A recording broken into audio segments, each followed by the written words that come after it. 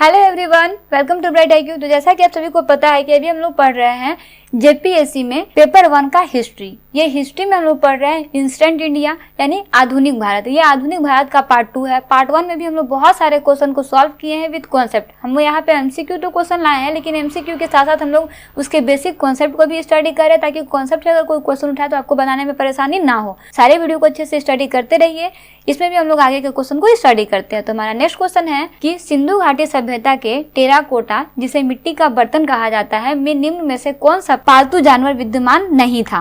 तो आपके पास ऑप्शन में दिया हुआ है भैंस, भेड़, गाय या फिर सुअर। तो उस समय के अनुसार में जो पालतू जानवर इसमें विद्यमान नहीं था वो था आपका गाय।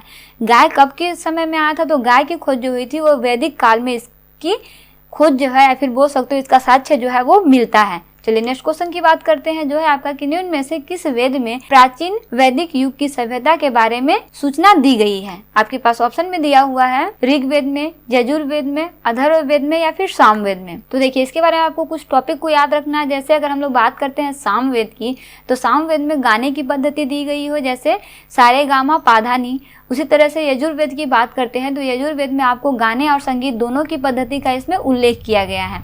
अगर हम लोग आते हैं वैदिक काल में, तो वैदिक काल को टोटल 3 भागों में बांटा गया है, जिसमें आपका है ऋग्वैदिक काल, उत्तर वैदिक काल और तीसरा है आपका अथर्ववेद काल। अथर्ववेद काल की बात करें तो यहाँ पे आपका जादू टोना का उल्लेख इसमें मिलता है। इन सभी का काल कब से का था? तो इसमें इसका काल जो था वो 1500 ईसा पूर्व से लेके 1000 ईसा पूर्व तक का समय इसमें माना जाता है। तो क्वेश्चन में आपके पास दिया हुआ है कि किस वेद में प्राचीनतम वैदिक युग की सभ्यता के बारे में सूचना दी गई है? तो वो आपका हो जाएगा ऋग्वेद में, क्योंकि ऋग्वेद में ही आपका ये सब आता है, जिसका आपका सूचना जो है आपका कब दिया गया? तो 1500 ईसा पूर्व से लेकर 1000 ईसा पूर्व तक में इसकी सूचना दी गई है।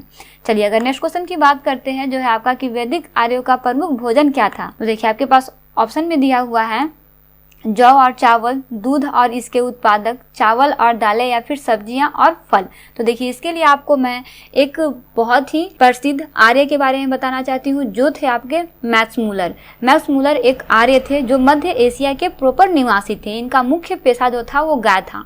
लेकिन अगर मध्य एशिया की बात करते हैं तो मध्य एशिया में ना घास बहुत कम हुआ करते थे, जिसके कारण ये सारे लोग जो थे, आर्य लोग जो थे मध्य एशिया के, वो सारा एक ग्रुप बना करके जगह जगह पे जाके गायों को चराया करते थे। आप बोल सकते हैं कि ग्रुपिंग बना के उन लोग गाय के घास की तलाश में जाया करते थे। ऐसे ही करते करते इन लोग एक बार पहुंचे सिंधु घाटी सभ्यता के क्षेत्र में। जिस जगह पे इन लोग गए थे उस जगह का नाम था सप्त सौंधव जगह, ठीक है।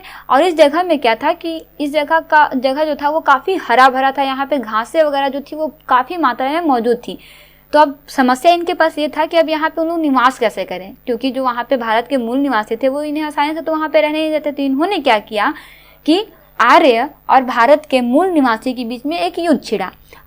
जब ये युद्ध हो रहा था तो ये युद्ध का जो नाम रखा गया वो नाम रखा गया दशराग्य युद्ध। जब ये युद्ध हो रहा था तो इस युद्ध में जीत हुई आर्यों की, क्योंकि उनके पास ना थोड़ा हथियार वगैरह की सुविधा काफी ज्यादा हुआ करते थे उस समय, और इनका मुख्य पेशा क्या था? गाय था। तो जब इन लोगों की जीत हुई तो इन्होंने भारी संख्या में अपने गाय के उत्पादक को बढ़ाया, उससे बने हुए सारी चीजों को ग्रहण करने लगे, साथ ही साथ उसे व्यापार में भी यूज करने लगे। इस तरह से अगर वैदिक आर्य का प्रमुख भोजन की बात करें तो आपका क्या हो जाएगा? दूध और इसके उत्पादक, ठीक है। तो ये आपको याद रखना है। चलिए नेक्स्ट क्वेश्चन है आपका कि वैदिक लोगों द्वारा किस धातु का प्रयोग किया जाता था? देखिए आपके पास ऑप्शन में दिया हुआ है सोना का, चांदी का, लोहा का या फिर तांबा का। तो देखिए अगर हम लोग बात करते हैं वैदिक काल के लास्ट पीरियड की, तो लास्ट पीरियड में आपका यूज हुआ था लोहा। लेकिन अगर हम लोग बात करते हैं वैदिक काल की स्टार्टर में, तो उसमें आपका हुआ था तांबा। तो ये आपको याद रखना है, इसका करेक्ट आंसर आपका तांबा होगा। वैदिक लोगों द्वारा किया गया धातु का प्रयोग पूछा गया, यानी कि स्टार्टर की बात हो रही है, ठीक है।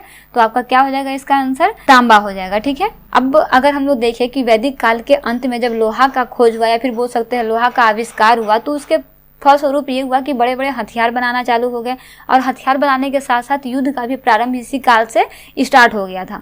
चलिए नेक्स्ट क्वेश्चन की तरफ बढ़ते हैं। नेक्स्ट क्वेश्चन है आपका कि आर्य पूर्वी के साथ अपने संघर्षों में सफल रहे क्योंकि, यानी कि उनका सफल रहने का कारण क्या था? आपके पास ऑप्शन में दिया हुआ है उन्होंने बड़े पैमाने पर हथियारों का प्रयोग किया, वह अधिक लंबे और अधिक बलवान थे, वह एक उन्नत शहरी संस्कृति से थे, या फिर उन्होंने घोड़ों द्वारा चलाए जा रहे रथों का प्रयोग किया। तो जी हाँ, ऑब्वियस चीज है कि इसका करेक्ट आंसर क्या हो जाएगा कि उन्होंने बड़े पैमाने पर हथियारों का प्रयोग किया था, जिसके कारण वो संघर्षों में सफल रहे। क्योंकि अभी जस्ट हम लोग पढ़े हैं कि वैदिक काल में हथियारों की खोज जो थी वो हो चुकी थी, तांबा के बाद लोहा का आविष्कार हो चला था और लोगों ने लड़ाई करने के लिए हथियार भी थे जो वो बना चुके थे, और उस समय उसी काल में आपका युद्ध भी प्रारंभ हो चुका था।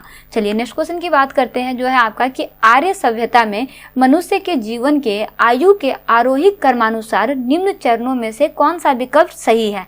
देखिए आपके पास ऑप्शन में दिया हुआ है ब्रह्मचर्य, गृहस्थ, वानप्रस्थ, संन्यास, या फिर ब्रह्मस्त्र, वानप्रस्थ, संन्यास, गृहस्थ, या फिर गृहस्थ, ब्रह्मचर्य, वानप्रस्थ, संन्यास, या फिर गृहस्थ, संन्यास, वानप्रस्थ, उसके बाद ब्रह्मस्थ। देखिए तो अगर इसमें आपको कुछ चीजों को याद रखना है, क्योंकि उस समय आर्य सभ्यता में मनुष्य के जीवन को ना पूरे जीवन काल को 100 सालों में बांटा गया था, और उसे 100 सालों को 4 पार्ट में डिवाइड किया गया था 25-25 सालों में।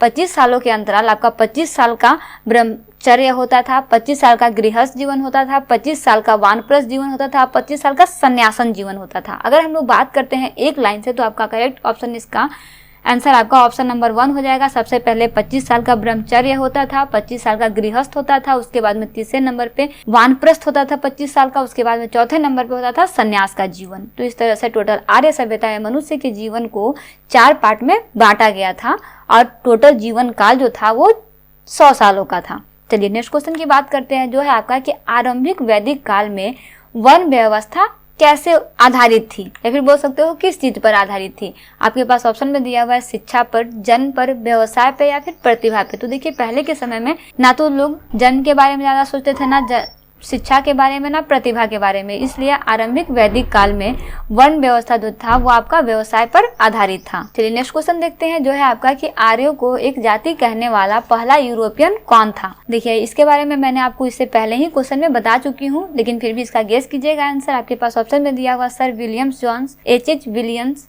या फिर मैक्स मूलर, या फिर जनरल कनिंघम। तो जी हाँ, इसका करेक्ट आंसर क्या हो जाएगा मैक्स मूलर। मैक्स मूलर वो पहले यूरोपियन थे जो आपके मध्य एशिया में रहते थे, और इनका मुख्य उत्पादक जो था वो क्या था, गाय था, या फिर बोल सकते हैं कि इनका मुख्य पेशा जो था वो गाय था।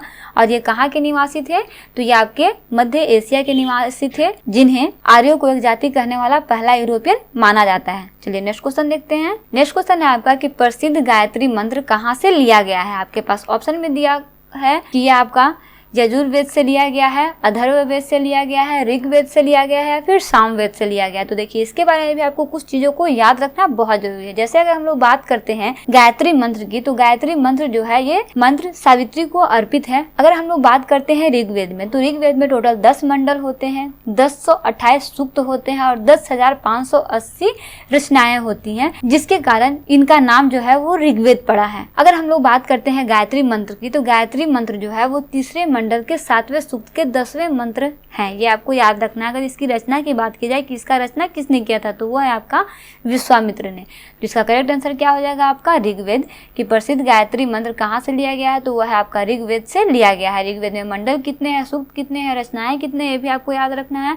गायत्री मंत्र जो है वो तीसरे मंडल के 7वें सूक्त और 10वें मंत्र है, ये आपको याद रखना है। चलिए नेक्स्ट क्वेश्चन है आपका कि निम्न में से वह दस्तकारी कौन सा है जो आर्यों द्वारा व्यवहार में नहीं लाई गई थी। गेस कीजिएगा इसका करेक्ट आंसर। देखिए आपके पास ऑप्शन में दिया हुआ है मृद भांड, जिसे पाटरी बोलते हैं, आभूषण, बढ़ई गिरी, जिसे काश्तकारी बोला जाता है, या फिर लुहार, जिसे लुहार गिरी बोला जाता है। तो इसका करेक्ट आंसर क्या हो जाएगा लुहार। ठीक है, चलिए नेक्स्ट क्वेश्चन देखते हैं, जो है आपका कि निम्न में से किस विदुषी ने वाद विवाद में अजय याज्ञवल्क्य को चुनौती दी थी। तो ये महिला का आपको नाम बताना है कि वो महिला कौन सी थी। तो आपके पास ऑप्शन में दिया हुआ है घोषा, अपाला, मंत्रेय, या फिर गार्गी। तो इसका करेक्ट आंसर क्या हो जाएगा आपका गार्गी। गार्गी वह पहली महिला थी जिन्होंने पुरुषों और महिलाओं को बराबरी का अधिकार दिलाया था। तो इस तरह से आपका आधुनिक भारत का पार्ट 2 जो है वो कंप्लीट होता है। अभी तक टोटल में 24 क्वेश्चन को सॉल्व कर चुके हैं विद कॉन्सेप्ट।